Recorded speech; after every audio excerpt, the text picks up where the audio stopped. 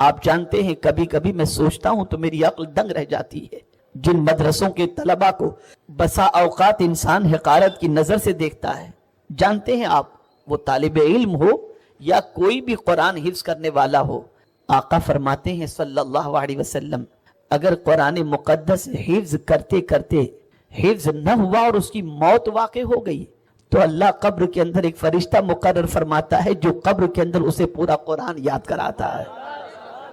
آپ ذرا سوچو اور اندازہ لگاؤ، میرے پیارے آقا صلی اللہ تعالی علیہ وسلم کے پیارے دیوانوں، زمین کے اوپر کا اضطراب ہو یا زمین کے اندر کا اضطراب ہو، یہ دونوں بے قراریوں کو اگر کوئی چیز دور کرتی ہے تو وہ اللہ کی کتاب دور کرتی ہے۔ آپ نے بہت ساروں کو سکرات کے عالم میں دیکھا ہوگا، خود میرے آقا دعا کرتے تھے اللہم ہون علی سکرات الموت، اے اللہ موت کی سکرات مجھ پر آسان فرما، یہ امت کی تعلیم کے لیے۔ اللہ اکبر، آپ جانتے ہیں کہ سکرات کا عالم کتنا سخت ترین ہوتا ہے۔ اللہ اکبر، روح کے نکلتے وقت سچویشن ایسی ہوتی ہے جس طریقے سے کسی کانٹے دار درخت کے اندر اگر کوئی چادر ڈال دی جائے اور اس کے بعد چادر کو کھینچی جائے تو جس طرح چادر تار تار ہو جاتی ہے، ایسے ہی جب جسم سے روح نکالی جاتی ہے تو جسم کا حال ایسا ہی ہو جایا کرتا ہے۔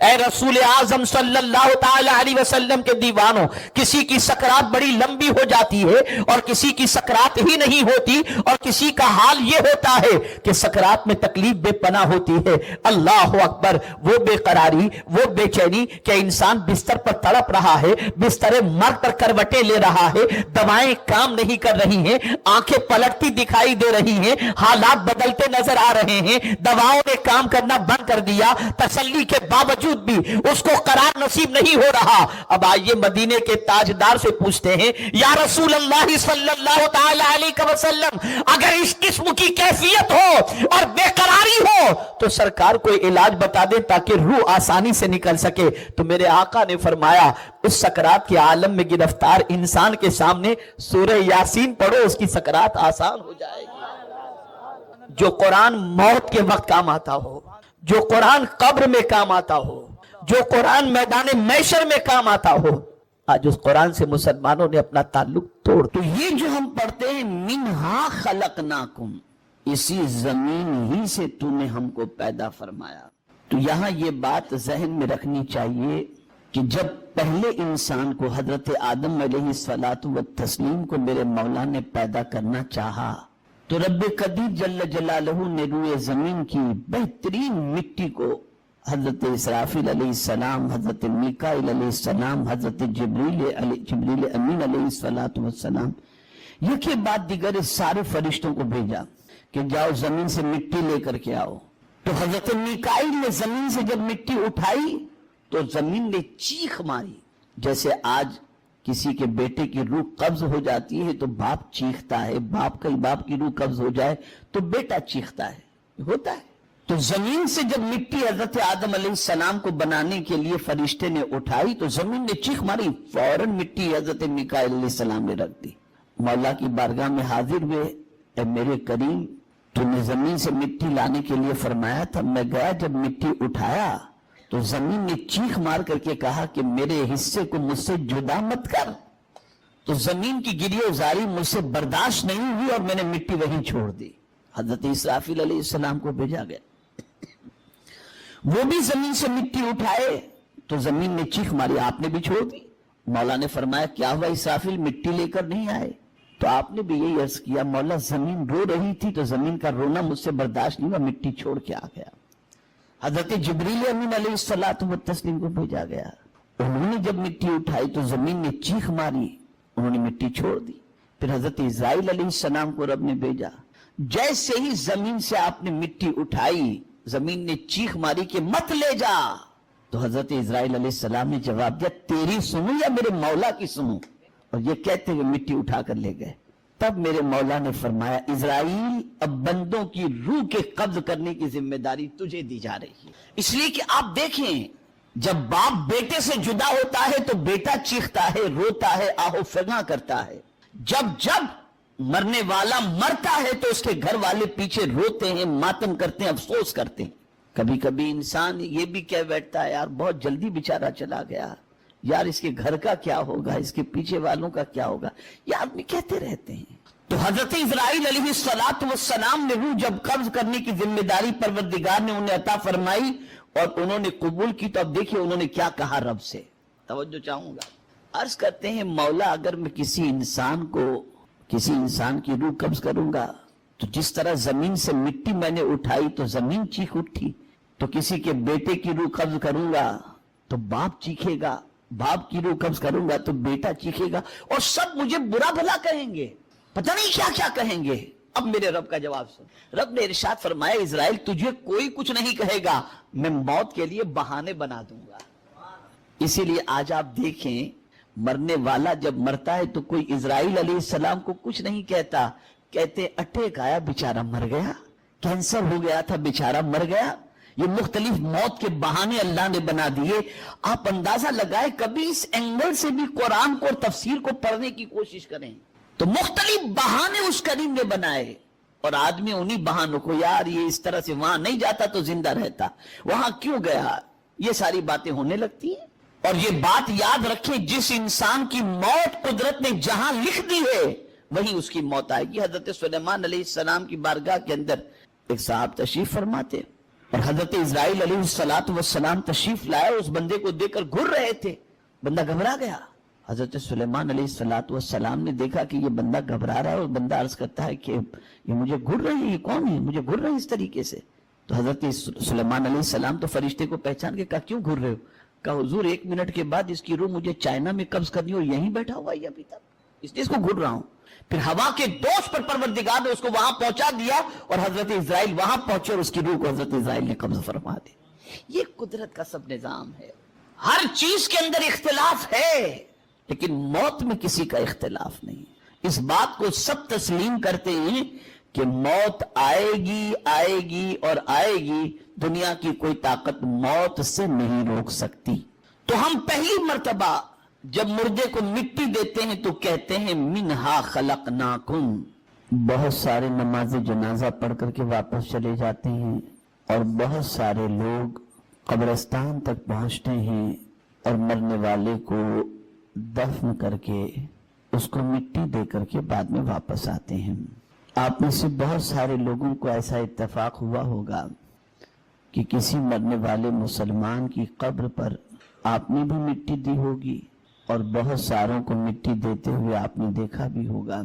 تو جب کسی مرنے والے کو کل کی مٹی ایک ہوتی ہے اور ایک ہوتی ہے کہ ہم 3 مرتبہ مٹی کی مٹھی بنا کر مٹی قبر کے اوپر ڈال دیتے ہیں، اور پہلی بار جب ہم مٹی ڈالتے ہیں تو کہتے ہیں منہا خلقناکم، دوسری بار مٹی ڈالتے ہیں تو کہتے ہیں وفیہا نعیدکم، اور تیسری مرتبہ مٹی ڈالتے ہیں تو ہم کہتے ہیں ومنہا نخرجکم تارۃ اخری۔ یہ قرآن کی آیت ہے، لیکن کبھی حاشیے خیال میں یہ بات نہیں آتی کہ ہم جو پڑھ رہے ہیں اس کا مطلب کیا ہے، اس کا فلسفہ کیا ہے۔ تو میرے پیارے آقا صلی اللہ تعالی علیہ وسلم کے پیارے دیوانوں، جب ہم پہلی بار مٹی دیتے ہیں تو کہتے ہیں منہا خلقناکم، اسی زمین سے تو نے ہم کو پیدا فرمایا۔ اور یہ بات یاد رکھیں، انسان جس مٹی سے پیدا کیا جاتا ہے دفن بھی اسی زمین کی مٹی میں کیا جاتا ہے۔ اور میرے آقا مدینے کی مٹی سے پیدا ہوئے، اسی لیے مدینے ہی میں سرکار آرام فرما رہے ہیں، اور صدیق و عمر رضی اللہ تعالی عنہما بھی اسی مٹی سے بنائے گئے، پیدا کیے گئے، اسی مٹی میں آج وہ آرام فرما رہے ہیں۔ مٹی کا بڑا دخل ہے اور زمین کا بڑا دخل ہے انسانی زندگی میں۔ اللہ رب العزت جل جلالہ نے زمین کی ایک کوالٹی کا ذکر قرآن میں نہیں کیا، بلکہ میں صرف ایک طالب علم کی حیثیت سے زمین کی قسمیں کتنی ہیں اگر قرآن کی روشنی میں بیان کروں تو کم از کم 12 جمعہ تک میں بیان کر سکتا ہوں۔ اتنی زمین کی قسمیں قرآن نے بیان فرمائی ہیں۔ زمین کے رنگ الگ، زمین کی کوالٹی الگ، زمین کے اندر خزانے الگ، زمین کے اندر جو ہے سبزہ الگ، زمین کے اندر پھل فروٹ الگ، زمین کے اندر معدنی خزائن الگ، یہ ساری چیزیں زمین کے اندر ہیں۔ اور جب میں قرآن کو پڑھتا ہوں تو میری عقل دنگ رہ جاتی ہے کہ جو کچھ زمین کے اندر ہے، چاہے اناج کی شکل میں ہو، چاہے پانی کی شکل میں ہو، چاہے پھل فروٹ کی شکل میں ہو، اللہ سے پوچھتے ہیں کہ میرے مولا یہ تو پیدا کس کے لیے کیا ہے؟ یہ سارے خزانے تو جواب ملتا ہے هو الذی خلق لکم ما فی الارض جميعا، میرے بندے جو کچھ ہم نے زمین میں پیدا کیا وہ سب تمہارے لیے ہی ہے، کسی اور کے لیے نہیں پیدا کیا، سب کچھ تمہارے لیے۔ زمین کا ہر خزانہ قدرت نے ہمارے لیے پیدا کیا۔ اور یہ بات بھی یاد رکھیں، انسان کو پہلے پیدا نہیں کیا، زمین کو پہلے پیدا کیا۔ 6 دنوں کے اندر آسمان و زمین وغیرہ کی تخلیق ہوئی ہے۔ 6 ایام قرآن مقدس میں آیا۔ قرآن مقدس میں رب نے فرمایا کیف تکفرون باللہ، تم کیسے اللہ کا انکار کرتے ہو؟ کیسے انکار کرتے ہو کہ اللہ نہیں ہے؟ معاذ اللہ، کیسے انکار کرتے ہو؟ اب پھر دلیل، قرآن کا ایک اسلوب ہے کہ جب مولا کوئی دعویٰ کرتا ہے تو اس کی دلیل بھی فوراً پیش کرتا ہے۔ جیسے مثال کے طور پر فرشتوں سے جب رب قدیر جل جلالہ نے فرمایا انی اعلم ما لا تعلمون، میں جو جانتا ہوں وہ تم نہیں جانتے۔ جب حضرت آدم کو سجدہ کرنے کے لیے فرشتوں سے کہا گیا تو فرشتوں نے یہی تو کہا تھا مولا تو نے جو ہے وہ ان کو مٹی سے پیدا کیا، ہمیں آگ سے پیدا کیا، تو مولا نے فوراً ان کو چپ کرا دیا، انی اعلم ما لا تعلمون، میں جو جانتا ہوں وہ تم نہیں جانتے۔ اب جب رب نے یہ فرمایا تو چپ تو ہو گئے فرشتے، لیکن مولا نے پھر اس کی دلیل عطا فرمائی، وَعَلَّمَ آدَمَ الْأَسْمَاءَ كُلَّهَا ثُمَّ عَرَضَهُمْ عَلَى الْمَلَائِكَةِ فَقَالَ أَنبِئُونِي بِأَسْمَاءِ هَؤُلَاءِ إِن كُنتُمْ صَادِقِينَ۔ اللہ نے آدم علیہ السلام کو ساری چیزوں کے نام سکھا دیے اور فرمایا فرشتوں کے سامنے یہ علم پیش کرو، اور پھر پروردگار نے فرشتوں سے فرمایا کہ اگر تم سچے ہو تو لاؤ اس کا جواب۔ تو فرشتوں نے کہا سبحانک لا علم لنا الا ما علمتنا انک انت العلیم الحکیم، پاک ہے تو، ہمارے پاس تو کوئی علم نہیں مگر اتنا ہی ہے جتنا تو نے سکھایا۔ تو اللہ اگر کوئی بات فرماتا ہے تو اس کی دلیل پیش فرماتا ہے۔ تو جیسے پروردگار نے فرمایا کیف تکفرون باللہ، تم اللہ کا کیسے انکار کرتے ہو؟ اب اس کی دلیل میرا مولا پیش فرمایا کنتم امواتا، تم مردہ تھے۔ ہر بندہ یہ کہتا ہوا نظر آتا ہے کہ انسان مٹی سے پیدا ہوا، کہتا ہے نا؟ جواب دیجئے آپ، کہتا ہے انسان مٹی سے پیدا ہوا۔ تو اب سوال یہ پیدا ہوتا ہے کہ مٹی سے پیدا ہونے والے انسان میں جان کس نے پھونکی؟ تم اگر اللہ کا انکار کرتے ہو، تمہارا بھی یہی کہنا ہے کہ انسان مٹی سے پیدا ہوا، تو مٹی میں جان کس نے پھونکی؟ روح کس نے ڈالی؟ اس لیے کہ تم مردہ تھے، فَأَحْيَاكُمْ، میں نے تم کو زندگی عطا کی۔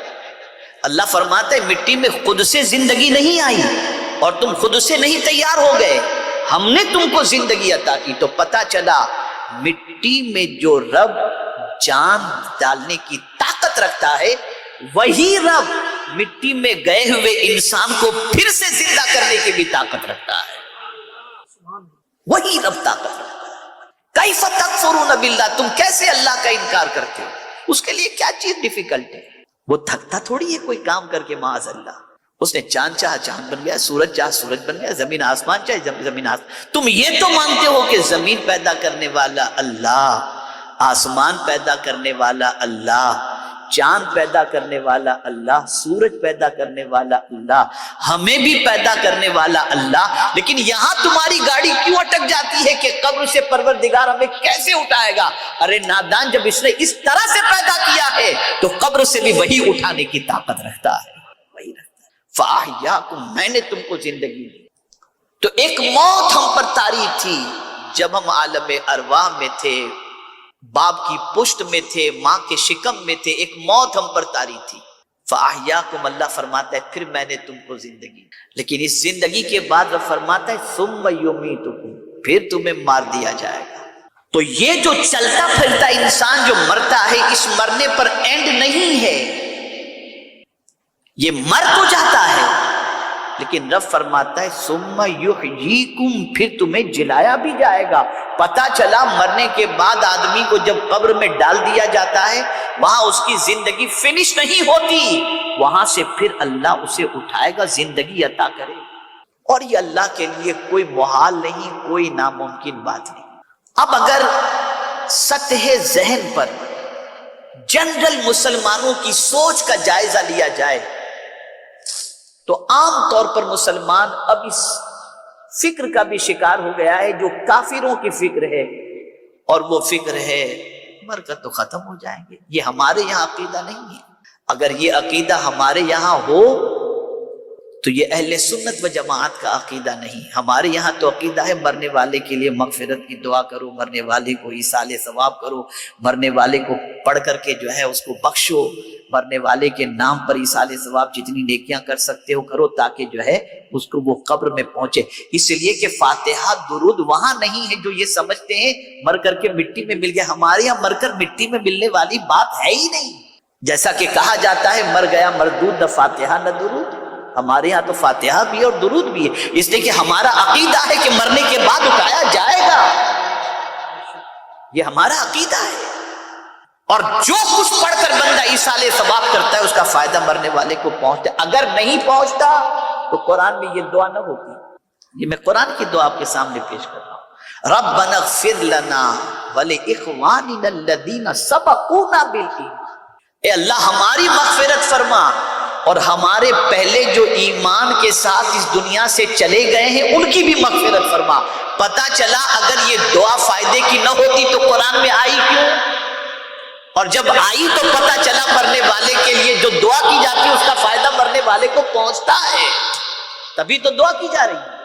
تو ہمارے یہاں اسلام میں یہ تصور ہے کہ قبر میں اتارنا یہ اینڈ نہیں ہے اس کی زندگی کا. اسے پروردگار پھر زندگی عطا فرمائے گا.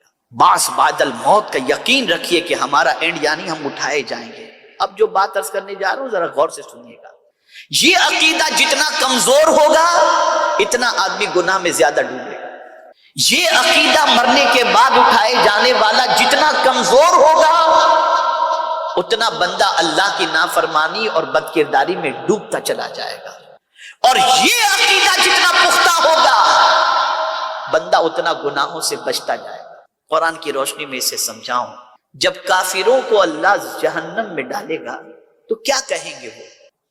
کافر کی بھی سوچ ہے کہ 2 مرتبہ جینا اور 2 مرتبہ مرنا جو ہے، یہ مرنے کے بعد جہنم میں جانے کے بعد ان کی عقل ٹھکانے پر آئے گی کہ 2 مرتبہ جینا اور 2 مرتبہ مرنا ہے. قرآن کہتا ہے زعم الذین کفروا ان لن یبعثوا. اللہ فرماتا ہے کافروں کا یہ گمان تھا. کافروں کا کیا گمان تھا؟ ان لن یبعثوا، مرنے کے بعد نہیں اٹھائے جائیں. پتہ چلا مرنے کے بعد نہیں اٹھائے جائیں گے. یہ سوچ مسلمان کی نہیں ہوتی، یہ کافروں کی سوچ ہے. مومن کی سوچ تو اٹھنے کی ہے. اور پھر وہ کیا کہیں گے جب ان کے سامنے یہ چیز واضح ہو جائے گی کہ تمہارے بدکرداری کی بنیاد پر، کفر کی بنیاد پر تم جہنم میں ڈال دیے گئے. تمہیں کیا خیال نہیں تھا کہ مرنے کے بعد تم اٹھائے جاؤ گے اور اللہ کی بارگاہ میں تمہیں حاضر ہونا ہے، جواب دینا ہے تمہیں ہر چیز کا؟ تو یہ عقیدہ ان کا چونکہ نہیں تھا اس لیے وہ گناہ کرتے تھے، اللہ کو نہیں مانتے تھے، اس لیے جہنم میں ڈال دیے گئے. لیکن وہاں جا کر کے وہ کہیں گے قالو ربنا امتنا سنتین واحییتنا سنتین. وہاں کہیں گے مولا ہمیں تو نے 2 مرتبہ مارا اور تو نے 2 مرتبہ زندگی عطا فرمائی. زمین پر تھے تو 1 مرتبہ کی زندگی تصور کرتے تھے جو زمین پر چلنے پھرنے کی ہے. مرنے کے بعد کی زندگی پر ان کا یقین نہیں تھا. لیکن جب جہنم میں ڈالے جائیں گے تب ان کو پتا چلے گا کہ مرنے کے بعد کی بھی زندگی ہے. تو اللہ سے کہیں گے مولا تو نے ہمیں 2 مرتبہ مارا اور 2 مرتبہ تو نے زندگی عطا فرمائی. فاعترفنا بذنوبنا. اب وہ قیامت میں کہیں گے مولا ہم اپنے گناہوں کا اقرار کرتے ہیں. وہاں گناہ کا اقرار ہوگا اور وہاں وہ کہیں گے فاعترفنا بذنوبنا، ہم اپنے گناہوں کا اقرار کرتے ہیں. اور پھر کیا کہیں گے؟ فہل الی خروج من سبیل. کیا مولا جہنم سے نکلنے کا بھی کوئی راستہ ہے؟ یہ قرآن کہہ رہا ہے.